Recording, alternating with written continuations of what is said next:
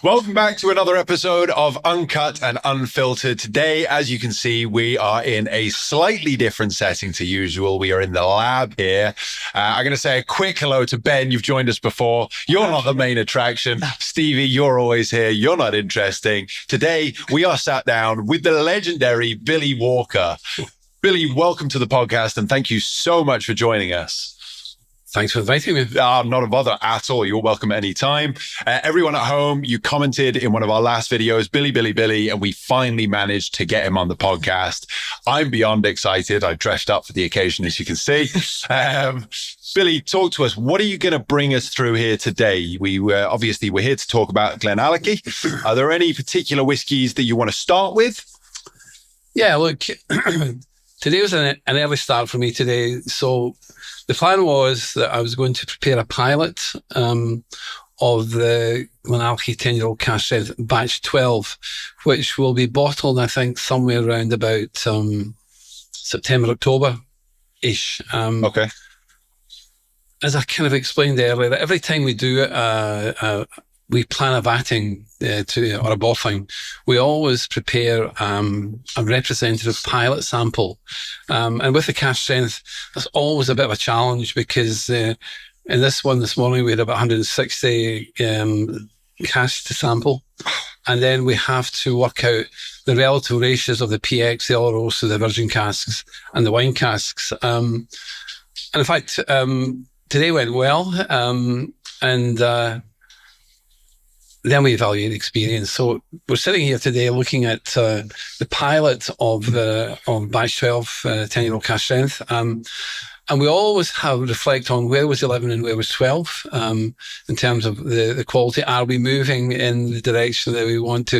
I mean, I have to point out, and I don't think I said this to you in the previous conversation, but consistency is really not important to us. It's all about the pursuit of perfection. We expect the next batch to be better than what we did before. Our expectation is that we're challenging the 10% of achievement we have still to achieve.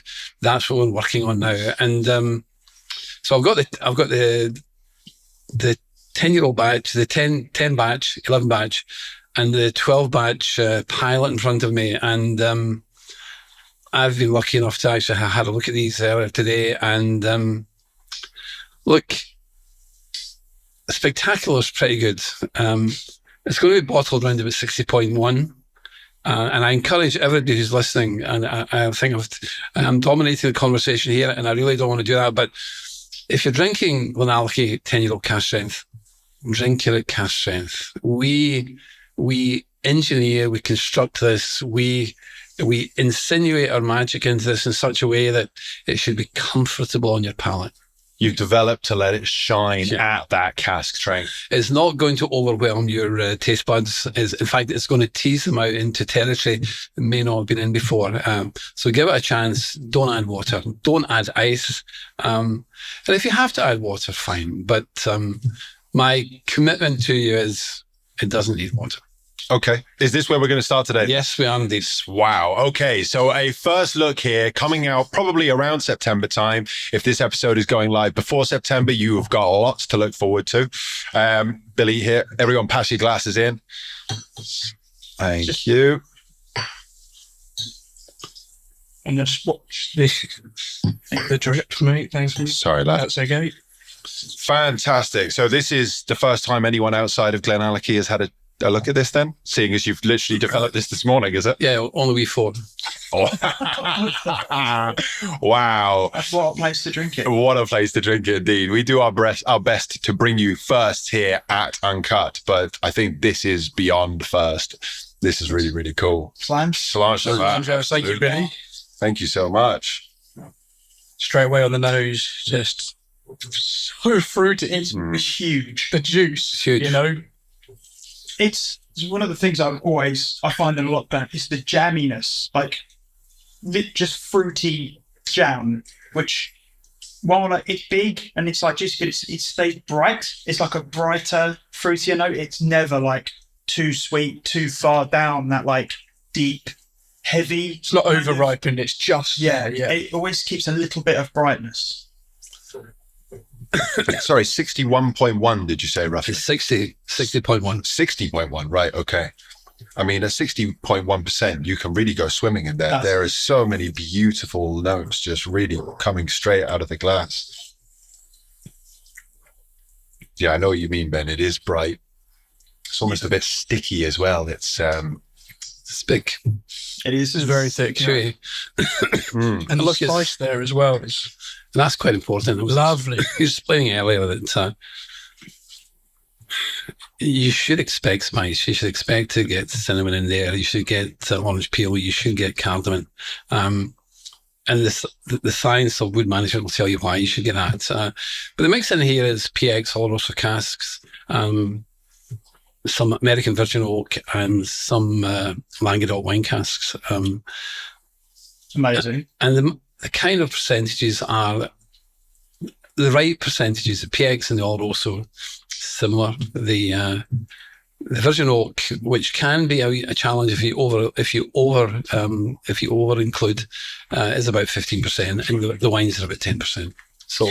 And you're very excited here about your use of chinkapin casks. Is this something that you're looking at when it comes to the Virgin Oak, or is it a variety? Listen, chinkapin is a wonderful type of oak genus that it delivers surprisingly. It gives you a kind of licorice note, and you have to watch. You have to be careful that they don't overcook. Great for peated. Chinkapin casks are great for peated. In terms of conventional Glenallachie, couple of years in chinkapin, just about enough. Okay. And is that normally towards the beginning of the journey, or? It would be at the end of the journey. Be towards the end of the journey. Fascinating. Okay. So, I mean, sorry, this is cask strength batch number 12. And obviously you're saying that the aim is every time it gets better.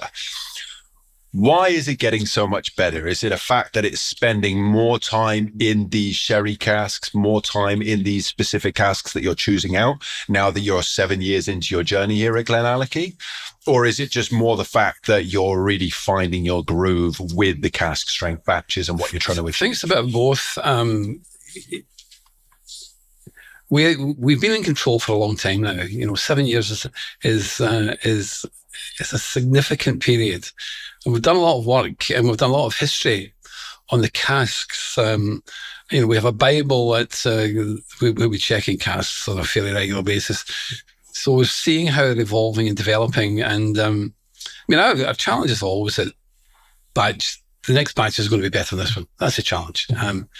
And it's us understanding what we have in the inventory, how it's developed, how it's going to actually interface with the Virgin Oak. And the Virgin Oak in the wine is important to this particular formulation because it brings, particularly Virgin Oak will bring some quite interesting heather, honey, butterscotch notes, quite intense. And the wine gives a kind of, the tannins bring quite an interesting suggestion, just a hint of bitterness at the back. And you're looking for that. It's kind of yin-yang. Okay. So I'm getting now, it's like wood, like good wood. It's like right at the back. I've not drunk it in a while. I've just been sat here smelling it because I could literally sit here just smelling this all day long. I don't need to drink it. Yeah. I know, right? It is. But where it's been sat, just right at the back, there's just like a really woody tannic note that really contrasts that. So you've got like bright jam on the front. First thing I get is really bright fruit. And then, right at the back now, it's just that lingering, smouldering tannic thing. The oak is lovely. The oak is really nice on the back there. And they're all quite important. I mean, all of these things are important. And the challenge for the blender is always that 2 and 2 makes 6. If 2 and 2 makes 3, you're in trouble. And if 2 and 2 makes 4, you've really not done your job. But once you get above that, they're enhancing each other. They're playing off each other. So there's no goal with this as such. It's just an ever-evolving, continuous... Perfection's the goal. Yeah. I love that. And knowing you, I can imagine that you'll never get there. There's always something more left to achieve. We will never get there. And that's the wonderful concept of perfection is constantly moving. The goalpost is moving all the time. But getting in stages to where you want to be is fulfilling. I mean, I think this is. I'm going to say this anyway. I think this is fantastic. The contribution from each of the casks is obvious, but they're also enhancing each other. They're playing against each other and giving a terrific delivery. This is. It's 60%. The kind of mind says it's going to play tricks with your palate. This doesn't. This is actually telling your palate, there's something quite interesting in here. It really is very Moorish. And again, it's 60%. It's kind of shocking because even as somebody who's used to drinking cask samples, and it can be a little bit fatiguing sometimes to go back to really cask strength whiskies, particularly when we're talking, this sort of strength. And sorry, at 10 years old, they've held their alcohol quite nicely. Because what strength do you fill at here with Glenallachie? We fill at various strengths, and there's a reason for that. We fill at 68, it's pretty normal for us. We also fill at around 63, 64, and the reason for that is, and the subject I'm about to talk about, you could talk about for hours. It's all about the solution characteristic of the liquid and how that interplays with as it's interfacing with the wood. For example, something at 68, liquid at 68% will interest molecular weight components in the wood that want to be soluble in higher strength alcohol. As you drop the strength of the alcohol, you're presenting, as you go down to 6 and during the maturation process, as you go further down, the whiskey is then saying to the wood, look, my solution characteristics changing here, so I can extract from you things that probably would be uninteresting to come into me at 68%, but what might want to come into me at 63 and definitely wants to come in at 60. Mm-hmm. And maybe we don't emphasize that enough about maturation, that aging is important, and in the process of aging, as the strength of the spirit falls, it presents to the wood a different opportunity to extract different styles of flavors, molecular components from the wood that are soluble. They want to be in solution at things that have a little bit more water in them or less alcohol. Very important. And we never bottle below 46% because we don't want to chill filter. So at 46%, most of what is in solution will stay in solution. It's not going to present a difficulty for you.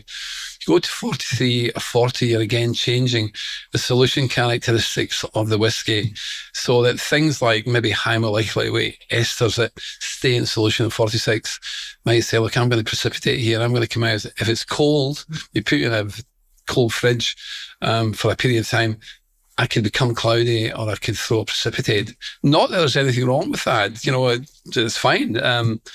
But cosmetically, it might be unwelcome for some people. Some people aren't a fan. Yeah. I mean, so...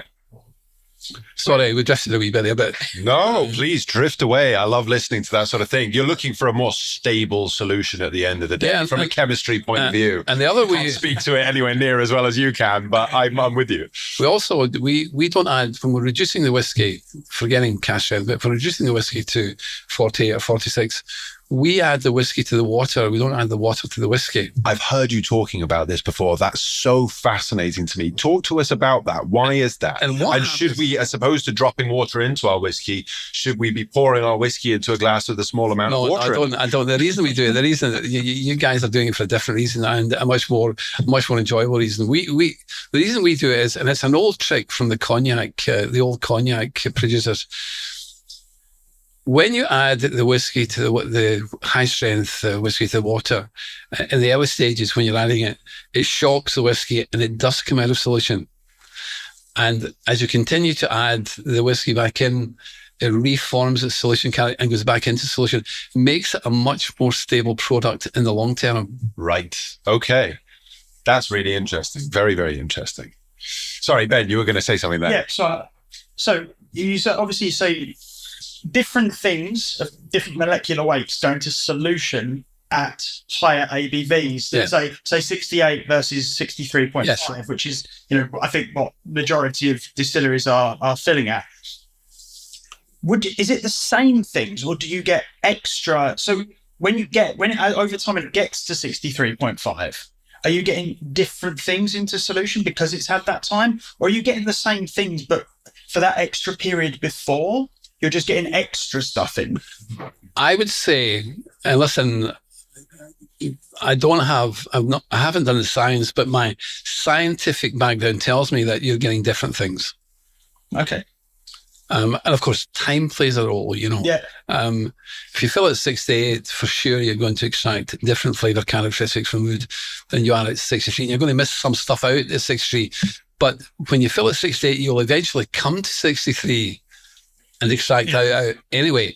So if you fill at 63, you're probably missing a little bit of an opportunity to be taking something a little bit extra from the wood.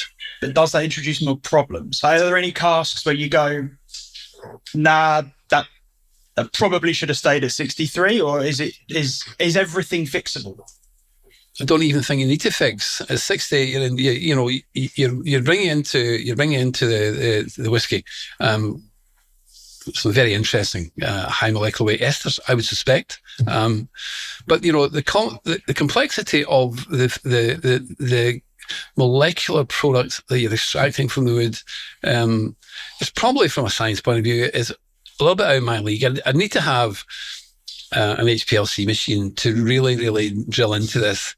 But what my palate tells me is that, and what my science background tells me is, this is quite a clever thing to do. Start at 60, maybe even higher, start at 70. Were to go above 70 and maybe 75 into 80, well, you'd have big losses, of course, and you might be entering territory that would be unwelcome. But we did, when we had Benriach, we filled some grain whiskey. I think it was Strathclyde, which is a wonderful grain, by the way. And Stuart forgot to reduce it, and it went into the cask at about 90%. And what it delivered was amazing. Was there any wood left? And the colour was unbelievable, and that tells you extracting some amazing components from the tannins. But that wasn't engineered. That was by error, and it was it for about 18 months. Well, the secret's out now. Yeah, and blame Stuart Buchanan. Billy, obviously this is batch number 12. How regularly are we releasing these batches here at Glenallachie? At least once a year, Okay. maybe once every 9 months. Okay, fantastic. So if people missed out on the last one, they can look forward to this one. And the batch sizing are substantial. You may be bottling about 4,000 or 5,000 six-packs. So it's the kind of size that importer distributors welcome internationally, because they can all get a reasonable amount for sale. For sure. It's a good size. 4,000 or 5,000 cases, maybe 6 is internationally a good size for distribution. That means that nobody's missing out. And what are you looking for from these whiskies as opposed to the whiskies that you're going to let continue resting onwards to the 15, 18 plus year old markers? Why take these whiskies out when they are 10? Look, I think we're always looking at, are they ready at 10? And some of the ones that we leave might not be just as ready at 10, or might be too ready at 10. And are worthy of waiting for giving them the next journey to 12, 15, 18. And some we will identify as, look, these are for 18, let them go. And these could go even longer. So we look at what are we going to use, what's available for use, and we'll focus in on the ones that are appropriate for this category. Some of them might be over special, and you would leave these and say, where's that journey going to go? Some of them might just be undercooked a wee bit and say, let them continue for different reasons, and we'll have a look at them later. Right. Okay. But we select what's right for that particular release. And we've got good history, we keep a Bible of everything we do. So it's no great surprise that we know what to choose. Sounds like a religion I can get behind, to be honest. I'd love to have a look at that Bible. Okay, cool. So we've started in an amazing place, guys. We've started with the yet to come batch strength 10. Billy, where are you going to bring us on to next? I'm going to actually bring you to another yet to come, because I came up treats and surprises. I came up here yesterday, very excited about putting together a very small vatting of 35-year-old, which will be bottled about 48%, looking at where the strength is at the moment. This is an equal mix of PX Oloroso casks, and incredibly smooth. And it goes back to much of the discussion we had earlier about the period of maturation, what's happening as the strength of the whiskey is falling. What's the conversation between the liquid and the wood?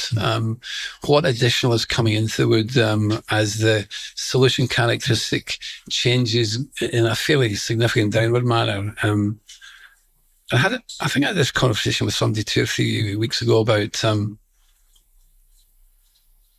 the whole aging process and what you get from a very old whiskey. And if you've allowed that very old whiskey to continue on its path to become a very old whiskey, the blender has seen something in this that's going to convince them that this is going to be pretty good when we do bring this into the glass. Absolutely. So that's how we look. Fresh glasses, 55-year-old whiskey. 35, sorry. 35-year-old whiskey still.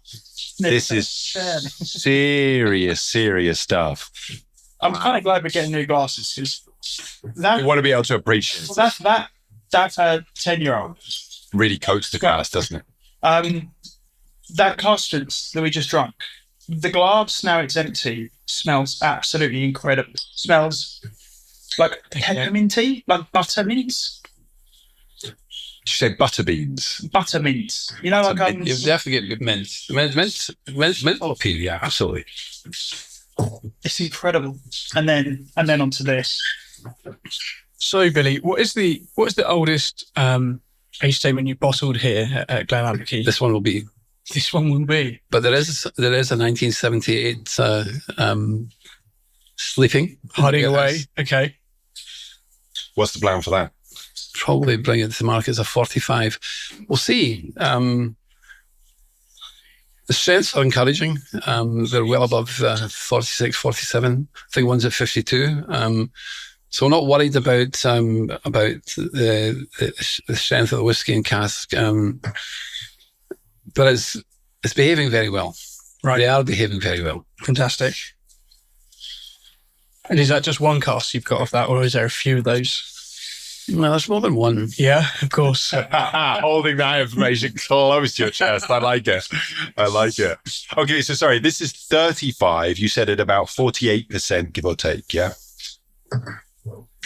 35 at 48. This is one of the most insane things I've ever drunk in my life. This is nuts. I've never got a nose like that before. It's so rich. I haven't even got it, Mo. Do you know what? It's still bright. Like it hasn't got that really stale. Tired.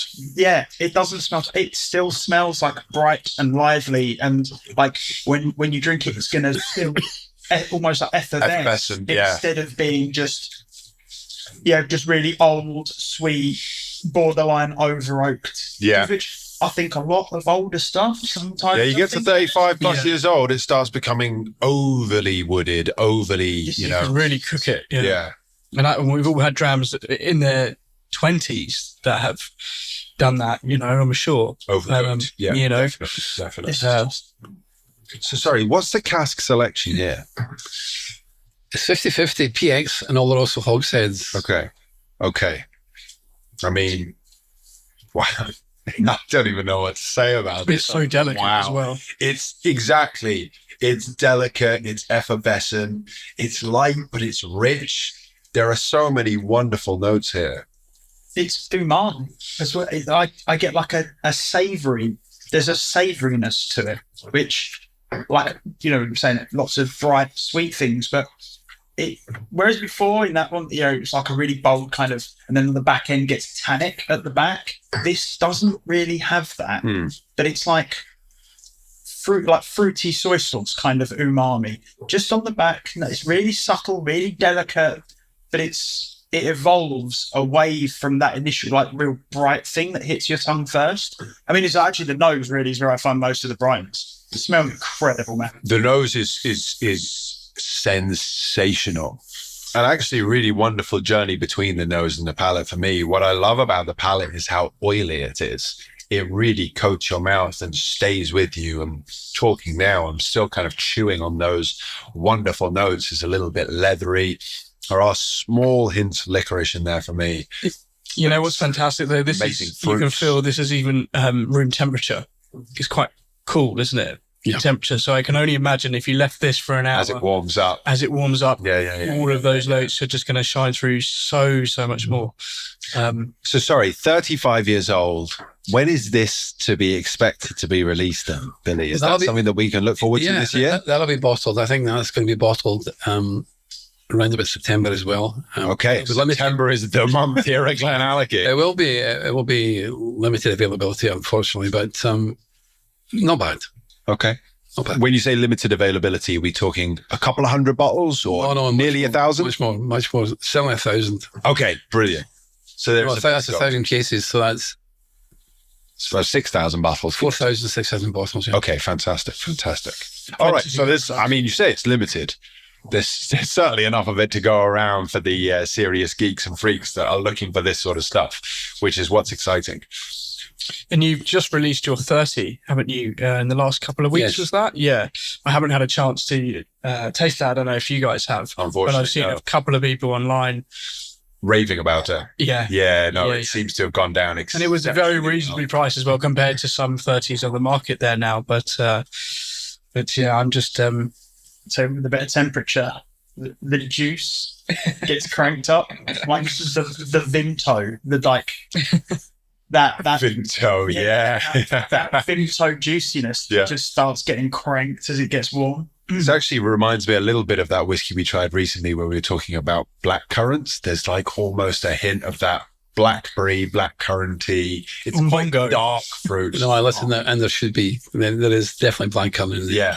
Oh, yeah. Really, really yummy. Sensational. I don't want to finish this. Honestly, Well, there's no rush. it's like the nose on this is just. I could sit here just smelling it all day. And is this at its final place of its journey to go into bottle, or is there... No, that's a pilot. But now we're confident that it will be in its final place. Good stuff. So it's still in the cast, Billy. Sorry, just It's still in the cast. It's not in an IBC or anything like that. Yeah, okay. And it will be released as 35? 35. Yeah. And it will be released at 48. 48. Okay. And what's the thought process there then? That's watering it down to 48%. That's not a natural cask strength. Marginally. Marginal. Is that just for a level of consistency, or did you feel like there was just a little bit to come out of it by opening it up? We just thought at that strength it probably delivered the best organoleptic experience. Okay. I have to say the mouthfeel is sensational. Like I say, that oiliness. Soft, delicate, bit of oil. It's like nothing else I've tried before. It really is. And it reminds me again of, not from a flavor point of view, but I talk to you about this all the time, the Bunnahavn experience that I went on where I tried the 30, 35, 45-year-olds. And same as this, you think of these old whiskies and that, oh God, have they been overcooked? Have they become overly tannic, overly wooded? And no, it's like the cask selection here has been so carefully thought out. Out of interest, have you re-racked any of these casks, or are these casks that you inherited that you've been monitoring with absolute caution just to make sure that they're in the right spot? I think we have re-racked these, but they were originally in sherry casks that we were comfortable with. Okay. We just thought we could improve the journey a wee bit. But, just talking about that, we were talking about overcooking. Look, if the blender feels that something is heading the direction of overcooking, he has the license to take it out of that cask and put it into a less rich cask just to slow it down for a period of time, or indeed slow down the journey full stop. If you think it's, look, careful here, we've probably reached where we want to be. We don't want to take it to the bottle quite yet. Let's put it into a third fill American barrel and give it, let it rest for a few more years. Yeah. Just equilibrate. Yeah, no, I hear that. Absolutely. That is sensational. I don't want to finish that. I'm going to keep going back to this over the rest of our conversation. Let's try one more. Let's try another one. Go on, Billy. What else have we got here today that we can share with our lovely audience? I love the fact that we're sat around all of these beakers and everything as well. It's probably one of the craziest. I love this environment anyway. Whiskey maker's heaven. I love science, man. I like being sat around this and talking about whiskey from Billy's perspective, which is a very, very, very different perspective than I think probably 99.9% of whiskey drinkers will ever. Oh, definitely. I mean, the science that goes into it, the thought process, the love, the care, the attention, right? I mean, it's just next level. And the objectivity. Yeah. I only get what I'm given because that's what's available. Right, for sure. This guy has got any permutation of anything. Tens of thousands of casks available. So absolutely. Have to be objective. Absolutely. So true. So true. And that's so interesting. I think, it's easy for us to get overexcited about stuff that we try. But obviously trying through all of the different stocks to then marry together 150 odd casks to make a final product. The objectivity has to be at the forefront of your mind. Absolutely. We'll look at the Fino again. Only because this one's just been launched as well in the marketplace in the last 2 or 3 days, and to actually confirm to the world that I am not totally obsessed with PX and Oloroso. I have to say, knowing you from your sort of Ben Riach, Glen Jonach, Glen Glassow days, I always think about PX and Oloroso. I mean, most people do from the point of view of they're just such popular sherries. But I was lucky enough to try this with you separately, guys, and over on the Whiskey Baron, we've got some very, very exciting content coming. Not only are we here doing a podcast with Billy today, but we've got some great content coming otherwise, so stay tuned on that. I've already tried this, and I said to you, for me, it was a bit cherry-ish, and Ben, after we were off camera, I let Ben have a little go. I definitely went and swapped one of these. Could not resist. Yeah. And you said it's Bakewell tarts. Yeah, like cherry Bakewell. It's that cherry Bakewell, that marzipan-esque. How about putting marzipan and hazelnut in as well? Yeah, for sure. I love this, but it's like bright nuts, not like not like roasted peanuts or anything. No. I can get from things that have had like a lot of virgin oak. I tend to find a lot of like a peanutty bubblegum thing. It's not that direction. It's like, like fresh hazelnuts or like marzipan, like almondy, and then the cherries thing. Yeah. And as soon as I grabbed it, I'm like, you got an idea there, yeah. And what I love about Glenallachie is I keep getting these kind of aniseed, licorice, clove notes at the end there on all of that. What is that, Billy? Exactly. What is that from the wood? Is that from your spirit? Or a bit of both? No, listen, all of these complicated flavours, essentially 70% of the flavours come from the wood. And then you have to look, as we talked earlier, you have to look at what treatment has the wood had? With sherry cask, this particular cask is only toasted. The sherry casks they're not charred. So a lot of the kind of spicy notes, the cinnamon, the cardamom, the mint, these other flavors you allude to, these all come from the heat treatment of the tannins. Right. And I think it produces a compound from it called eugenol, which delivers quite a significant impact on all of these kind of spicy flavors we're talking about. So, of course, the molecular composition of the spirit is very important. You've got to get the esters right. You've got to get the higher alcohols right. And as I said to you earlier, it's really important that you understand what are you going to do with the spirit, because you have to make a spirit that is muscular enough to live in rich wood. You don't want the wood to overwhelm the kind of body of the spirit. It's very important. The spirit plays a role. And, but I mean, we think, we love playing around with toast levels, charring levels, different genuses. And then you come to the sherries, and this particular one is, I was kind of nervous. And I mean, the whole basis of this is that we wanted to release a series over a period of 12, 18 months that would reflect secondary maturation in Fino, Amontillado, Manzanilla, Palo Cortado, and also PX and Oro. So using the same spirit base. So essentially using the same year of filling and the same history of first maturation.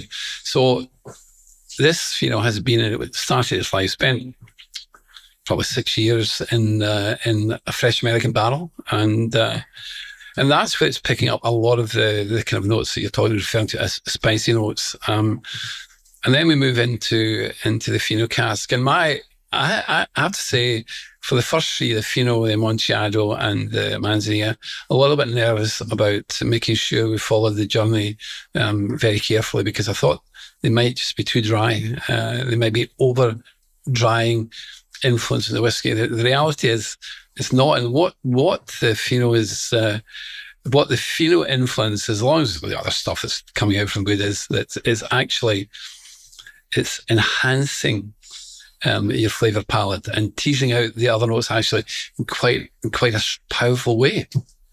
Absolutely. I keep getting the addition of menthol. Now, the longer this sits with me, the menthol is really Can I say eucalyptus? Right, for sure. Almost like, like Fisherman's Friends. Yes. Do you know what Just after you've had one of them, about 10 minutes after, what's left in your mouth? You burp, and you get the Crepes nasal, right. Eucalyptus thing. I was going to go hoppy. I used to be really into craft beer, and I got super into my hop oil profiles, was it humulene and co-humulone and whatever. And there is one of them, and it is a very distinctly piney. It's like a eucalyptusy piney hot oil. Okay. And I've been sat here with this for a minute with my nose in it going, it keeps coming back. This eucalyptusy, piney, whatever. And I was like, it reminds me of something, and I know exactly what it is. And it's a hop oil. And it's a distinct, I think it's quite present in Citra hops. Okay. Is this particular citrusy or piney note. And these are the notes you're getting from these eucalyptus piney notes are coming from the first period of maturation in the American oak. It's not coming from the Fino. And then the cherry Bakewell side of things that we're discussing, that's the Fino side of things. And that's the beauty of it. There is so much going on in this. But what's really beautiful is how people arrive at a definition of the flavour that they think they're experiencing. And that's all about your taste palette talking to your brain. And have I tasted this before? And you might be unlucky enough that you haven't actually tasted it before, so you're struggling to find what the definition is. But tasting is incredible different for people. We try and taste. The best taste for us blinders is somewhere between 9 and 10 in the morning. Clean palate, should be a clean palate. But after that, you can be eating kind of rich food that's going to spoil your appreciation. You could be tired. You could be in a bad mood with a friend or something. All of that influences the whole kind of experience, and probably dulls. It probably dulls the experience if your mind is not quite conditioned as to what you're looking for. Right, yeah. Definitely. You need to be fully focused. Yes, definitely. Yeah, no, absolutely.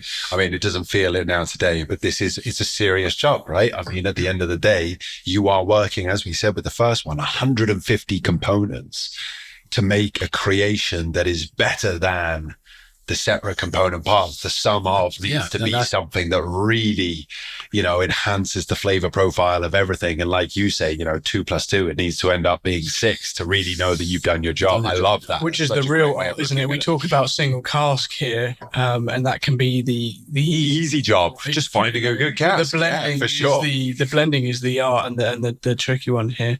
That's true to an extent. It's also the case that in the process of kind of evaluating what you want to choose for the next vatting, you might come across something that is spectacularly different, good, kind of off the wall.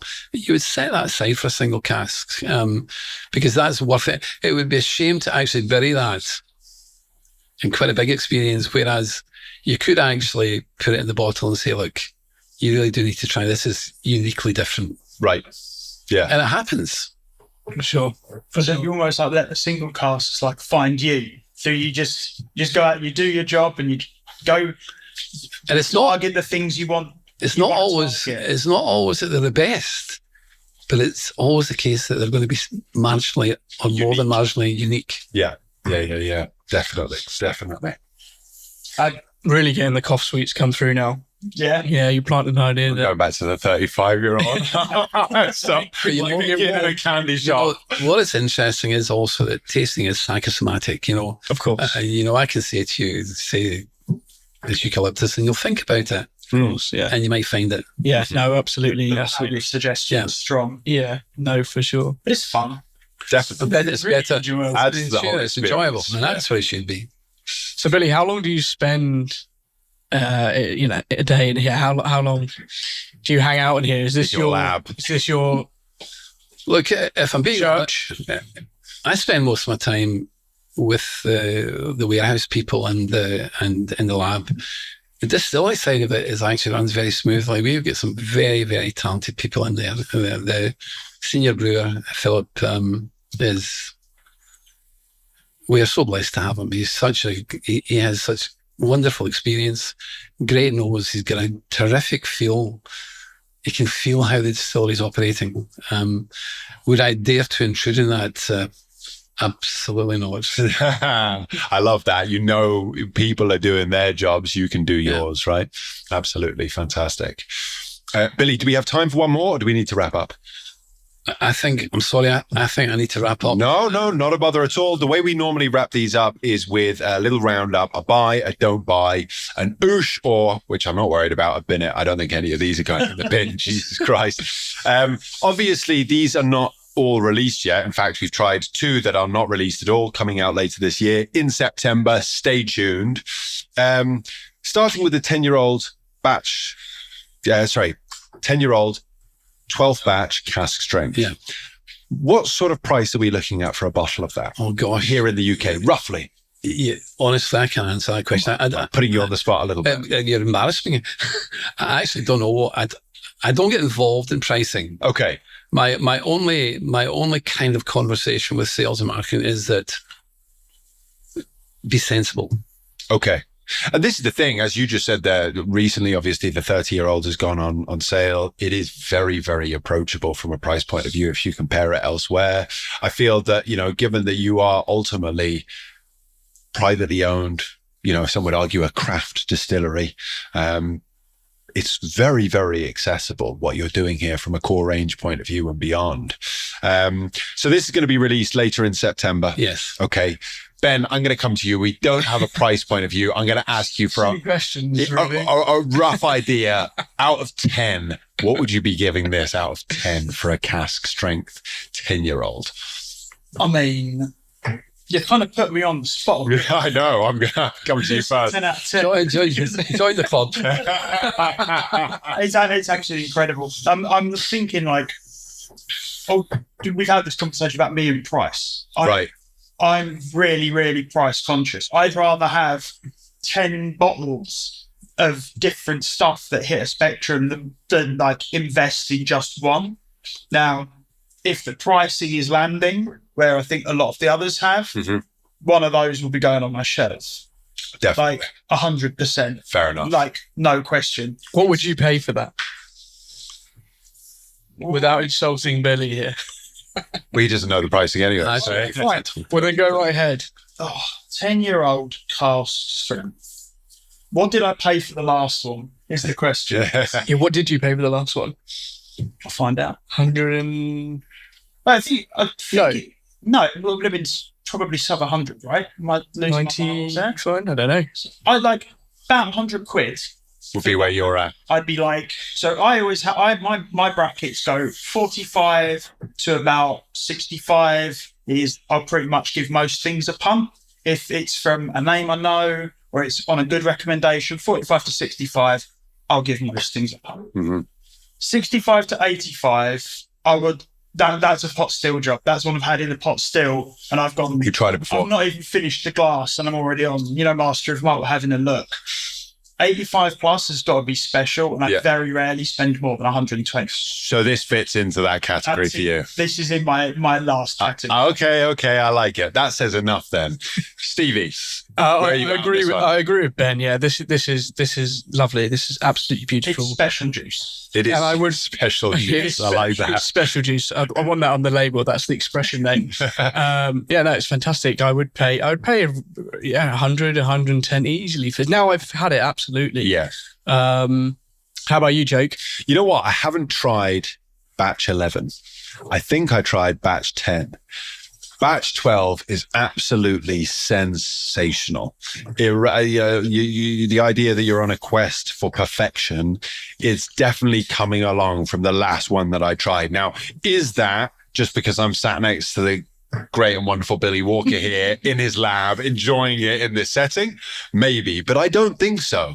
The fact that that's 60.1% and it really sings from the glass, like you say, Ben, it is bright, but there's such depth to it. It's a really, really wonderful whiskey, and I'm with you. I comfortably pay 100, 110 pounds for that. I think it's well worth it. It's interesting what you said there. The experience is also very important to the whiskey. Set and setting. setting, company, the mood. Yeah, so important. Definitely. Sorry, I just want to interject here because before I forget, and I know we're conscious of time, Billy, can I just quickly ask what is next for Mickle Tour? Because I'm a big fan of this new range, and we haven't sort of touched on this today. But I just want to know what's the plan next? What can we look forward to come from that? Look, the journey where we are at the moment, and I think I explained to Jake earlier that we weren't embarrassed bringing the product to the market as a 5-year-old because, in my opinion, somewhere between 5 and 8, if you're looking for the full peat impact, that's when you should. That's the age you'll experience it. We're also aware we will allow the journey to continue, and there will be at some point in time there will be a 10 or a 12-year-old or a 50-year-old. I hope I'm still alive. Maybe some single casks too. Or you might see a single cask or some very interesting ones. It's something that we come along and say that's different. Let's do something with this. But just let's remind ourselves that we're not competing with Islay whiskey here. We are bringing a peated style to the market that reflects our terroir. St Fergus is about 30 miles away. It's a mainland peat. It is significantly. It doesn't have the medicinal personality that the island or the Islay peats have. It's a much sweeter style of peat. But the phenols are high. You're getting the full smoky experience. And we will look at it again in 5, we'll move to 8, maybe 10, 12, and maybe some single casks. And look, we're looking at, these are big spirits, and you can be very bold with rich wood. And we're doing quite a lot of that at the moment. Fantastic. That's very exciting. I'm a big fan, boys. Massive fan of Mickle Tour. So thank you for that, Benny. That's answered that question for me. All right, cool. We moved on to the 35-year-old. I don't think there's even a question there for me as to... No. That's genuinely one of the best whiskies I think I've ever tried, Billy. I'm not just saying that. It's sensational. The fact that it is so light but so oily and mouth coat. I'm going to be sitting here for hours off camera trying to savour this. And it's got life. It's got such life. At 35, it's phenomenal. Has life, which is so difficult to achieve. So many stunning old liquid, but it's not. it's just there, and you just kind of that's great. But this still has some brightness and life in it, which is really, really good to see. I agree. Yeah, you can, as we mentioned, overcook, at 30, 35, and this is nowhere near. It's so delicate, so juicy. Someone turn around and say, we could even leave that in the cask for a year or two, but you do it. Yeah. I think another 5 years, you'd be absolutely fine. And we are. There we go. That's the exciting thing. Yeah, you're talking about 45-year-olds in the making there as well earlier. That's lots of exciting stuff coming out here from Glenallachie. We finished off today on the 9-year-old. This is a cask finish limited edition that specializes, this one, on Fino sherry. I love the fact that you wanted to highlight the Fino to us. It's obviously one, like I say, we tried earlier. Most of the time people are talking all Oloroso, all PX, but Fino sherry, there's something a little bit different. And you're so right. The contrasting from what I thought this might be, and obviously what you were worried, keeping your eyes on these casks for those overly drying notes. It's so interesting. The cherry bake, I was cherry something and I couldn't put my finger on it. That's why you need good friends who can put words in your mouth for you. Cherry Bakewells. But then, as we've discussed, as we're supping on it there, the wealth of characteristic that comes from the first maturation is absolutely stunning. A bottle for your shells? Yeah. I don't even need to ask you. Absolutely, what about yourself, Stevie? Absolutely. Is this on sale now? Sorry. This one's already out. This is out. Yeah, absolutely. Yeah. I think I told you when we were upstairs. I know. I didn't need to ask. Just for those at home. When we is coming with me. We'll be in the shop in 10 minutes. Exactly. Billy, a bit of an odd question because they're 3 completely different liquids. Which of these are you most excited about? Is it the one that's already released, or is it one of the 2 that you've been working on getting ready for release? The answer to that question is there's 2 answers. First of all, there is a whiskey for every moment. So true. Yeah. But in this moment, I'll have to go with the 10-year-old. That's where my money. That's what my money was on. We put so much work into that, and the delivery after a significant period of time of following it is terrific. And it's a close battle between this and the Fino. I love the Fino, and we will continue to do more work in this sherry series, not just the Fino, but the Amontillado, the Manzanilla, and we could, as I said earlier, we could talk endlessly about the wonders and the magic of Palo Cortado. Aye, yes. And that will be for another day. Okay, fantastic. Billy, thank you so much for joining us here at Uncut and Unfiltered. Thank you for sharing liquids that nobody outside of this room has ever managed to try. For me, that is beyond a joy. Looking at you, man. Yeah. You're lucky you came on this one. Hey, Ian is going to be kicking himself. He really is. Thank you so much for joining us. Thank you for spending your time. We know how precious it is.